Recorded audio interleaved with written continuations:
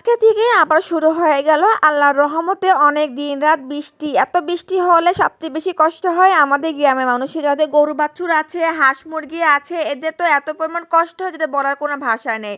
তো বৃষ্টির মধ্যে তো বাইরে কোথাও যাইতেও পারতেছিলাম না, তো বাসায় বসে বসে ভাবলাম যে একটা ড্রেস সেলাই করে ফেলাই।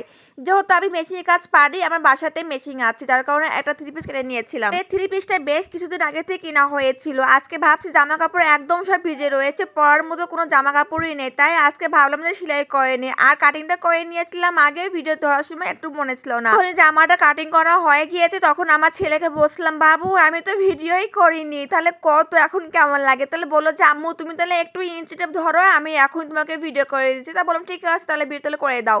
তো এদিকে ভিডিও করা হয়ে গেল, এদিকে আমি ভাবলাম যে আগে একটু লেস ছিল বাসায়, সে লেস দিয়ে লাগিয়ে নিয়েছিলাম পায়ের নিচে।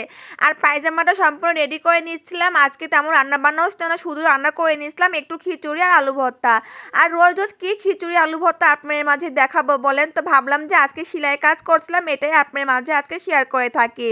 আর এদিকে আপনাদের ভাইয়া হচ্ছে আম নিয়ে এসেছিল কয়েকদিন আগে, সে আমটা কাঁচা ছিল অর্ধেক, সে আমটা রেখে দিয়েছিলাম, সে আমটা দেখছি পাকা পাকা ভাব হয়ে গেছে। আমার মেয়ে বলছে আম্মু আমি আম খাবো, তো আমি বললাম সেলাইটা করে নিই, তারপরে আমি তোমাদেরকে আম কেটে দেবো। কিন্তু আম তো পেকে গিয়েছে, কিন্তু এখন কাটতে দিতে একদম মন যাচ্ছে না, যেহেতু আমের সিজন এখন একদম শেষ হয়ে গিয়েছে, আর মাত্র আছে কয়েকটা আম। আর জামাই যদি না আসে, একা যদি ছেলে মেয়েকে নিয়ে খেয়ে নিই তাহলে কেমনটা লাগে? আর আমার জামাইয়ের খুব পছন্দের আমটা খুব পছন্দ করে সে।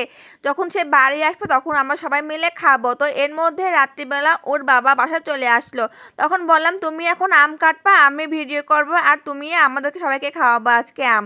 তো এদিকে আমগুলো আমার জামাই বসে পড়লো কাটার জন্য, এদিকে আমার 3 ছেলে মেয়েকে নিয়ে আমরা আম খাওয়া শুরু করে দিলাম এদিকে আর কি।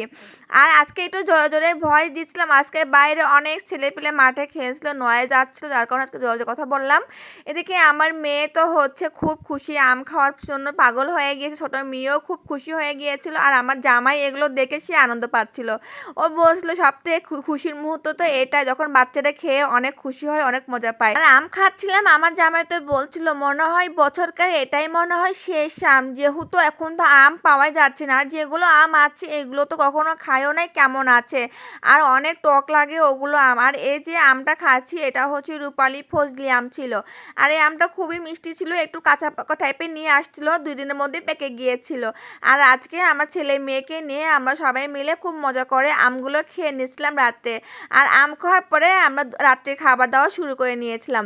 আর জামাই তো আমার কচি দেখো একদম পেকে নরম হয়ে গিয়েছে, আমি একদম এক হাত দিয়ে ভেঙে নিয়েছিলাম, এতটা সফট আর এতটা নরম ছিল আমগুলো। তো সবাই ভালো থাকবেন, আজকের মতো বিদায় নিচ্ছি, আসসালামু আলাইকুম, আল্লাহ হাফেজ।